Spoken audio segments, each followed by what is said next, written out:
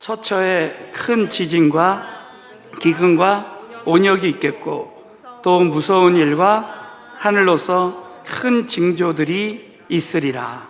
아멘.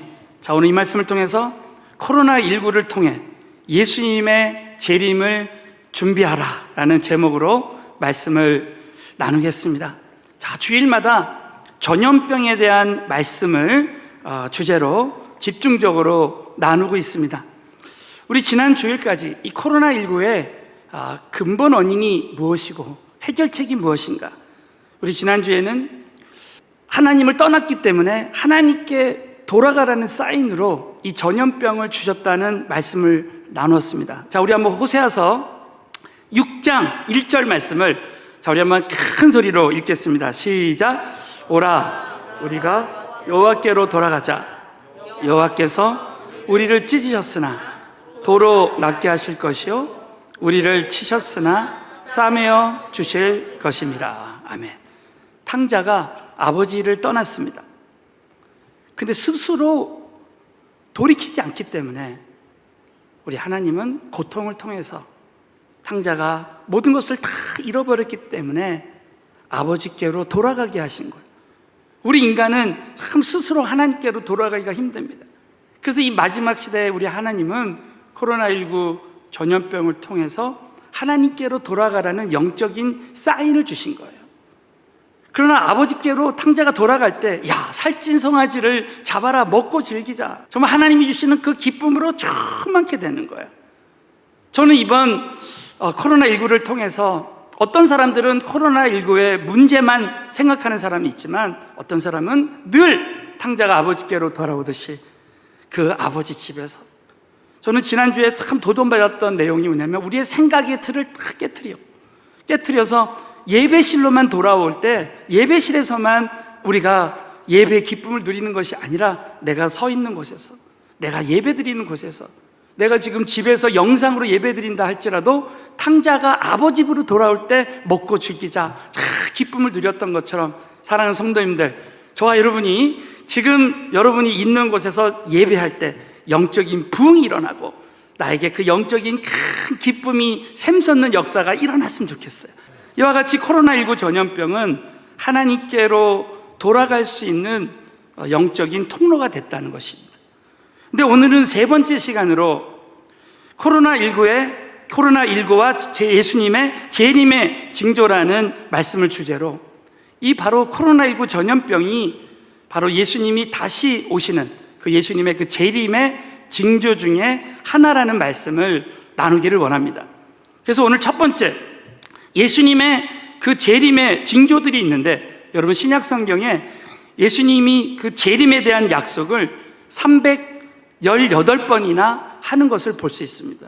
자, 그 중에서 오늘 누가복음 21장에 보면 그 예수님이 다시 오실 그 예수님의 그 재림의 그 재림 전에 일어날 징조에 대한 말씀이 나오고 있습니다. 자, 제자들이 예수님에게 어느 때 이런 마지막 시대에 그런 징조가 있겠습니까? 물어봅니다. 자, 누가복음 21장 6절하고 7절을 다 같이 읽겠습니다. 시작. 너희 보는 이것들이, 그러면 돌 하나도 돌 위에 남지 않고 다 무너뜨리우리라. 저희가 물어 가로되 선생님이여, 그러면 어느 때에 이런 일이 있겠사오며 이런 일이 이루려 할 때에 무슨 징조가 있사오리까? 이렇게 제자들이 물어볼 때 예수님이 가라사대 몇 가지 징조들을 쭉 말씀하십니다. 자, 그 중에 대표적인 그 징조들을 몇 가지 나누겠습니다. 첫 번째는 거짓 선지자와 적 그리스도의 징조입니다. 누가복음 21장 8절을 보면 예수님이 가라사대 미혹을 받지 않도록 주의하라. 여러분, 사탄의 세력은 끊임없이 저와 여러분을 미혹해서 넘어뜨립니다. 많은 사람이 내 이름으로 와서, 예수의 이름으로, 하나님의 이름으로 와서 말하되 내가 그러라, 내가 예수다, 내가 보혜사 성령이다 하며 자, 때가 가까웠다 하겠으나 저희를 쫓지 말라는 거예요. 2000년 기독교 역사 중에 이단이 없었던 때가 없었고, 지금 우리나라는 가히 이단 천국이라고 할 만큼 거의 수십 명 이상이 신천지 이단처럼 이만희가 내가 예수다, 내가 재림 예수다, 내가 보혜사 성령이다 이렇게 말하는데 많은 사람들이 미혹돼서 그 교리를 따라가 버립니다. 이 영적인 긴장감을 늦추지 말아야 되겠다. 정말 진리의 말씀을 항상 매일 듣고 그 말씀으로 그 이단의 그 가르침을 분별해야 되겠다는 생각이 들었습니다. 그래서 여러분, 우리 서울은혜교회 성도님들은 정말 하나님 말씀을 더 가까이 가고 항상 말씀을 듣고 날마다 묵상하고, 그리고 이 말씀에 다 사로잡힐 때 진리의 복음의 말씀을 계속 듣다 보면 이 미혹하는 말씀이 분별이 되기 시작합니다. 매일 한 번씩은 내가 말씀을 듣고 공부하고, 그리고 이 말씀을 묵상하리라. 그리고 이 말씀 가지고 어떤 가정교회에서는 새벽 말씀 가지고 나눔을 하고 있습니다. 말씀을 그대로 내 마음판에 새겨서 이 미혹되는 그런 이단의 그 교리를 잘 분별하리라 결단했으면 좋겠고, 저와 여러분이 이 마지막 시대에 사탄의 세력은 끊임없이 저와 여러분을 미혹한다고 생각하고 영적으로 깨어 있어야 되는 거예요. 두 번째가 난리와 소란과 전쟁의 징조라는 거예요. 자, 누가복음 21장 9절하고 10절을 큰 소리로 읽겠습니다. 먼저 9절만 읽겠습니다. 시작. 난리와 두려워 말라 하되 끝은 곧 되지 않아. 자, 오늘 난리와 소란의 소문을 들을 때 두려워하지 말라. 여러분, 전 세계에 난리가 일어나고 있어요. 지금 미얀마에는 쿠데타가 일어나서 정말 나라 전체가 난립니다. 또 소란들이 막 일어나고 있어요. 그러나 이 난리와 이 소란의 소문은 계속되고 있습니다. 그러나 아직은 끝이 아니라는 거예요. 또 10절에 보면, 누가복음 21장 10절에 보면 또 이르시되 민족이 민족을, 나라가 나라를 대적하여 일어난다는 거예요. 예수님이 다시 오시기 전에 이런 전쟁과 국지전들이 끊임없이 일어난다는 것입니다. 라이트 교수의 전쟁의 연구라는 책에 의하면 1480년부터 1941년까지 460년 동안 무려 약 400번 이상의 전쟁이 있었다는 거예요. 그러니까 거의 1년에 한 번씩은 전쟁이 있었다는 뜻이 아닙니까? 그런데 그 세계 도처에서 이렇게 크고 작은 전쟁들이 있었는데, 그런데 중요한 것은 이 갈수록 전쟁이 더 빈번해지고 1차 세계대전, 2차 세계대전, 그 전쟁의 규모가 더 커지고 있다는 것. 이것은 다 예수님이 누가복음 21장에 말씀하신 그 말씀의 성취라는 거예요. 또 세 번째가 지진과 기근과 전염병의 징조라는 거예요. 자, 오늘 핵심적인 말씀입니다. 자, 누가복음 21장 21절. 자, 다 같이 한번 큰 소리로 읽겠습니다. 시작. 처처에 큰 지진과 기근과 무서운 일과 하늘로서 큰 징조들이 있어요. 자, 처처에 큰 지진과 기근과 온역이 있겠다는 거예요. 어느 글에 보니까 18세기에 일어났던 지진이 640회였대요. 그런데 19세기에는 지진의 횟수가 2119번이 일어났고, 20세기에는 무려 2만 번 이상 지진이 일어났다는 거예요. 이 지진도 계속해서 늘어난다는 거예요. 또 기근도 마찬가지입니다. 지금 전 세계 인구의 12억 명 이상이 하루에 1달러, 우리 돈으로 한 1,100원 정도 되죠. 1달러 이하의 돈으로 살고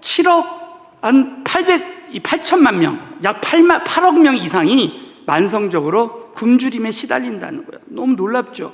그리고 여러분, 한 해에 500만 명 이상의 어린이가 기근으로 죽는다는 거예요. 이 마지막 시대에 예수님 말씀하신 대로 기근이 있다는 거예요. 또 온역이 있겠고, 여러분, 이 코로나19가 이렇게 전 세계적으로, 오늘 이 말씀이면 처처에 큰 지진과 기근과 온역이 있다는 거예요. 전 세계에 이렇게 팬데믹 한다는 것은 이미 성경에 우리 예수님이 이렇게 말씀하셨다는 거예요. 또 하늘에 징조들이 일어난다는 거예요. 지금 이상기후 현상이 일어나고 머지않아 요한계시록에 나와 있는 그 일들이 그대로 이루어질 거라는 거예요. 여러분, 이것은 뭡니까? 예수님이 다시 오시는 바로 그 재림의 사인이라는 거예요. 징조라는 것입니다. 그러면 언제? 자, 두 번째로는 그 예수님의 그 재림의 시기는 언제인가? 어떻게 오는가? 자, 사도행전 1장 7절에 보면 가라사대 때와 기한은 아버지께서 자기의 권한에 주셨으니 너희 알 바 아니라는 거예요.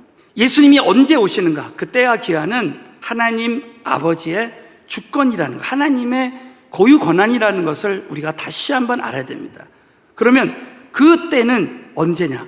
자, 첫 번째, 밤에 도적같이 임한다는 거예요. 자, 데살로니가전서 5장 1절부터 2절에 보면 형제들아, 때와 시기에 관하여는 너에게 쓸 것이 없음은 주의 날이, 이것은 예수님이 재림하는 날을 말합니다. 주의 날이 밤에 도적같이 이룰 줄을 너희 자신이 자세히 알미라. 이 말씀은 예수님의 재림이 밤에 임한다는 뜻이 아니에요. 밤에 도적같이 이룰 줄. 여러분, 도적이 나는 새벽 몇 시 몇 분에 당신 집에 들어가서 강도짓을 하겠습니다, 이런 도적이 없다는 거야. 도적은 예고 없이, 이것은 예고 없이 온다는 뜻이에요. 또 두 번째는 임신한 여자에게 해산의 고통이 이른 것 같이, 이것은 반드시 임한다는 거예요. 여러분, 아이를 낳으려면, 아이가 지금 이미 잉태가 됐는데 반드시 이 아이가 나오는 날이 있다는 거야.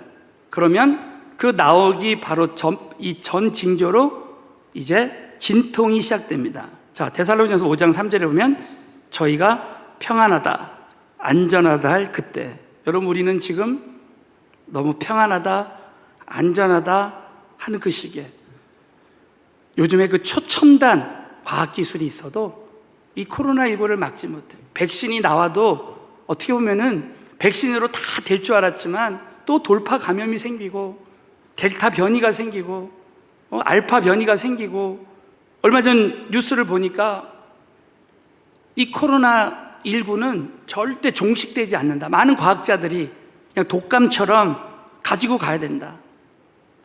한 해에 수천만 명이 독감에 걸리듯이 코로나19랑 같이 가야 될 것이다 라고 예측하는 사람들이 많이 생겨집니다. 자, 평안하다, 안전하다 할 그때 잉태된 여자에게 해산 고통이 이룬 것 같이 멸망이 호련히 이르리니. 여러분, 이른다는 이 헬라어 단어는 갑자기 들이닥치다, 급습하다는 거예요. 우리 여인들이 아이를 낳기 전에 진통이 갑자기 임합니다. 아이를 낳는 것도 마찬가지죠. 아이를 낳으려고 산부인과를 가는데 택시에서 애를 낳아버렸어요. 또 어떤 사람은 비행기 안에서 애를 낳았습니다. 갑자기 그런 일이 닥치는 거예요. 그러므로 저와 여러분이 신앙생활할 때 무슨 예수님의 재림이 있냐라고 생각하는 사람들이 많이 있을 수 있습니다. 그러나 여러분, 코로나19가 갑자기 전 세계에 팬데믹 된 것처럼 예수님은 갑자기 오실 수 있다라는 믿음을 가져야 됩니다. 그리고 그 당시 데살로니가 교회에 어차피 예수님이 재림하는데 뭐 굳이 우리가 이렇게 열심히 살 필요가 있나 하면서 현실을 무시하면서 그냥 방종하면서 사는 사람들이 실제로 있었다는 거예요. 다미성교회라고. 이 다미성교회는 다가올 미래성교회라는 말의 준말입니다. 1992년도 10월 28일에 정확히 날짜 이때 온다라고 주장합니다. 여러분, 재림, 일단은 예수님이 언제 오신다라고 말하는 그런 교파가 있다면 그건 반드시 이단입니다. 많은 방송사에서 하늘을 향해서 예수님이 진짜 재림하시나 그걸 찍었는데 오지 않았습니다. 여러분, 그때 기억나세요? 다미성교회에 있는 사람들이 정말 집을 나가고 방종하면서 살았습니다. 그래서 하나님은 저와 여러분에게 이 말씀을 일깨워 주시는 거예요. 우리 예수님 믿는 사람은 항상, 저는 요한계시록을 강의하면서 한 가지 깨달은 것은 뭐냐면 우리가 이 땅에서 왕노릇하리라. 여러분, 그래서 저와 여러분이 끊임없이 이 코로나19의 어려움 속에서도 절대 어떤 문제에 대해서 우리는 종노릇하지 말고 왕노릇해야 돼. 늘 예수 그리스도 안에서 내가 복음을 깨닫고 누리는 거야. 어떤 문제에도 사로잡히지 말고 우리는 늘 하나님 자녀의 권세를 누리면서 왕노릇하는 거예요. 내가 탕자가 아버지 집에 있듯이 늘 먹고 즐기는 그런 기쁨을 늘 누리는, 사탄에게 나의 기쁨을 빼앗기지 않는 삶을 늘 살아야 되는 것입니다. 그러나 그러한 누림과 긴장을 반복하라는 거예요. 언제 예수님이 재림하실지 모른다라는 믿음을 가지고 우리는 재림을 준비해야 된다는 거예요. 자, 그렇다면 세 번째, 예수님의 재림을 어떻게 준비해야 되겠는가? 그 재림에 대한 자세에 대해서 오늘 세 가지만 오늘 말씀을 나누겠습니다. 첫 번째는 어두움에 있지 말고 빛의 아들이 되어야 된다. 많은 사람들이 그다음 데살로니가 교회에 어두운 가운데 있는 사람이 있어요. 심지어 예수 믿는 사람들도 열매 없는 어두운 일에 참여하고 있는 많은 사람들이 있었다는 거예요. 자, 그럴 때 데살로니가 5장 4절에 보면 형제들아 너희는 어둠에 있지 아니하니, 이미 예수 믿은 사람들은 어둠에 있지 않는다는 거예요. 그날이 도적같이 너에게 임하지 못하리니. 여러분, 절대 우리 예수님 믿는 사람들은 지옥 가지 않습니다. 천국을 소망해야 돼요. 5절은 너희는 다 빛의 아들이요 낮의 아들이라. 여러분, 요한일서 1장에 보면 하나님은 빛이시라 그랬어요. 여러분, 하나님은 사랑이시라 성경에 말씀하시죠. 마찬가지로 하나님 자체가 빛이세요. 그래서 우리가 밤이나 어두움에 속하지 아니한다는 거예요. 여러분, 저와 여러분 이미 예수 믿고 성령 받을 때 우리 안에 빛 대신 하나님이, 성령님이 우리 안에 계신 거예요. 언제든지 우리가 하나님과 교제하고 성령 충만하면 일어나 빛을 발할 수 있는 거예요. 자, 어떤 사람들은 늘 코로나19의 어려움 속에서도 얼굴에 막 빛이 나는 사람들이 있어요. 여러분, 사탄은 끊임없이 이 코로나19의 어려움 속에서 우리의 신앙생활을 무너뜨리고 예배를 무너뜨리고 기도를 무너뜨려서 막 미디어에 탁 붙들리게 하고 스포츠, 섹스, 스크린, 영화에 탁 사로잡혀서 끊임없이 열매 없는 어두운 일에 참여시킵니다.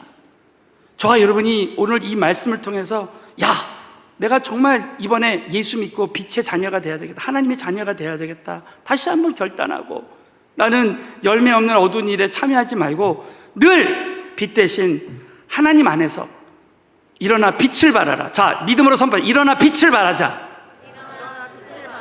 일어나 복음의 빛을 발하자.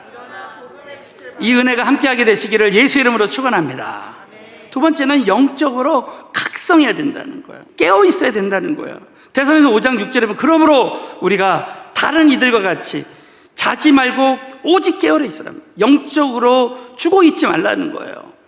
오직 깨어서 근신할지라. 이 근신하다라는 헬라어 원어의 뜻이 뭐냐면 바로 알코올 중독 상태에서 벗어난다는 거예요. 그 당시 많은 사람들이 이 세상의 영에 사로잡히고 방종하고 그렇게 태만하게 영적 긴장감을 늦추며 살았다는 것입니다. 군대를 가면은 보초를 서요. 그때 이 근무 수칙에 제가 아직도 기억나는 게 졸면 죽는다. 그 중에 하나가 졸면 죽는다는 거예요. 영적으로 우리가 자면 죽는 거예요. 영적으로 죽는 거예요. 하나님이 쓰시는 교회는 깨어있는 교회, 이 깨어있는 교회, 근신하는 교회는 바로 기도하는 교회입니다. 기독교 역사상 개신교에서 가장 선교를 많이 했던 그런 이 기독교 공동체가 누구냐면 모라비안 교도라는 거예요. 이 요한 웨슬레가, 감리교를 창시했던 요한 웨슬레가 선교를 갔다가 돌아오는데 자신이 폭풍우가 치는데 구원의 확신이 없습니다. 근데 모라비안 교도들, 기독교인들은 그들은 하나님을 찬송하면서 믿음으로 하나님 만난 날을 기뻐하는 거예요. 그래서 도전을 맞습니다. 여러분, 이 모라비안 교도들이 그렇게 많은 선교사들을 파송한 이유가 있다는 거예요. 그들은 이 기도로 깨어 있었다는 거예요. 그래서 새벽 기도에 생명을 걸었대요. 그래서 그들이 100년 기도실을 가졌다고 합니다. 100년 기도실이라는 것은 한 사람이 1시간씩 1시간도 거르지 않고 100년 동안 이어가는 거예요. 그래서 요한 웨슬레도 그곳에 가서 그 100년 기도실에 가서 기도했다라는 거예요. 이 모라비안 교도들은 새벽 기도에 생명을 걸었습니다. 저와 여러분이 신앙생활에서 하면서 영상 예배를 여러분 드리면서 많은 사람들이 새벽 기도가 무너졌어요. 사탄이 우리의 시간을 무너뜨리고요, 밤새도록 올림픽 보고 밤새도록 이 미디어에 빠져가지고 새벽 기도를 멀리하는 사람이 많이 생겨납니다. 내일부터 한번 새벽 기도에 한번 모라비안 교도들처럼 생명을 거는 거야. 그래서 저와 여러분이 정말 시간을 다 관리하고 일찍 자고 새벽에 일찍 못 일어났어도 여러분이 시간을 딱 정해가지고 여러분이 새벽 기도 예배에 참석하고 말씀을 들으면서 이 말씀 가지고 가정교회끼리 나누고 또 전도자와 또 새가족들하고 함께 나누고 정말 그런 시간을 가졌으면 좋겠습니다. 마지막으로는 모든 민족에게 복음을 전해야 된다는 거예요. 지진과 기근과 난리와 소망과 소란이 일어나는데 이것이 끝이 아니라는 거죠. 그러면 언제 끝이 오느냐? 자, 마태복음 24장 14절. 이 천국 복음이 모든 민족에게 증거되기 위하여 온 세상에 전파되리니 그제야 끝이 오리라. 여러분, 이 날이 오게 될 줄로 믿으시기 바라겠습니다. 언제 끝이 오느냐? 언제 예수님이 재림하느냐? 천국 복음이 모든 민족에게 증거될 때. 그래서 여러분, 로마서 11장에 보면 이방인의 수가 차기까지, 그래서 이 유대인 외에는 다 이방인이라고 성경에서 분류했는데 그 천국 복음이 모든 이방 민족에게 전파되고 그 다음에 유대인들이 예수 믿기 시작할 때, 그때 예수님이 재림하신다는 거예요. 저는 이 말씀을 통해서 그래, 참 우리 서울은혜교회가 이렇게 전도하고 선교하는 교회, 이 복음을 증거하는 교회로 세워진 게 너무너무 감사했습니다. 그래서 다시 한번 코로나19의 어려움 속에서도 정말 우리 교회가, 우리 성도님들이 복음 증거하는 그런 교회, 그래서 이 모든 민족에게 복음을 전하기 전에 또 우리가 어느 곳에 살든지 어디에 있든지 우리가 나와 함께하는 자들에게 복음을 전하는 그런 교회, 그런 성도가 되는 것. 특별히 저는 이 말씀을 통해서 우리 교회는 모든 민족에게 복음을 전하는, 그래서 주님의 재림을 준비하는 교회가 되어야 되겠다. 다시 한번 결단하였습니다. 우리가 모든 민족에게 복음을 전하기 전에 정말 우리 민족에게 복음을 전하는 그런 사람들이 되도록 노력해야 됩니다. 저희는 그래서 다음 주부터 이 4단계가 언제 끝날지 모르니까 저는 우리 교육자님들과 또 다음 주부터 마스크 쓰고 또 전도 가방 가지고 전도를 나가기로 했습니다. 여러분, 저는 참 이 말씀을 묵상하다가 이런 장면이 생각났어요. 저는 장례식에 갈 때마다 참 이 예가 생각나곤 합니다. 저는 한 번은 어느 선교사님이 소촌에서 그 장례 예배를 인도하는데 그 가족들이 그 선교사님이 일평생 했던 일들을 다 동영상으로 담아가지고 보여줬어요. 그 선교사님이 지금까지 하신 일들을 다 보여줬어요. 어떤 분들에게 복음을 전하고 선교지에 가서 교회를 하면서 복음을 전해서 침례식을 하고 함께 예배하는 그런 장면들, 그걸 딱 보면서 제가 순간 나에게도 저런 날이 오겠구나. 우리 하나님께서는 너희가 각각 너희의 행한 대로 내가 상을 줄 것이다. 여러분, 영적으로 가장 지혜로운 사람은 내가 예수님 만나는 그날에 그 날을 준비하는 거야. 큰 상급을 받을 그 준비를 하는 거예요. 마치 학생이 시험 보기 전에 열심히 공부하는 것처럼, 또 우리 직장인들이 월급을 받기 전에 그 일한 대로 월급을 준다 하면 최선을 다해서 그때 일한 만큼 상을 받는 거예요.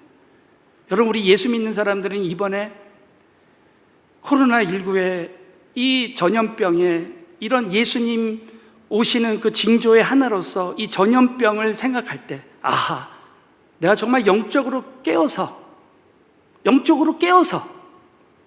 내가 주님 오시는 그날을 우리가 소망하고 그 준비를 해야 되겠구나. 여러분, 오늘 이 말씀을 꼭 붙들고 이 코로나19의 이 전염병을 통해서 우리 모두가 예수님의 재림을 준비하는 우리 서울은혜교회와 우리 모든 성도님들이 다 되시기를 다시 한번 우리 주님의 이름으로 축원합니다.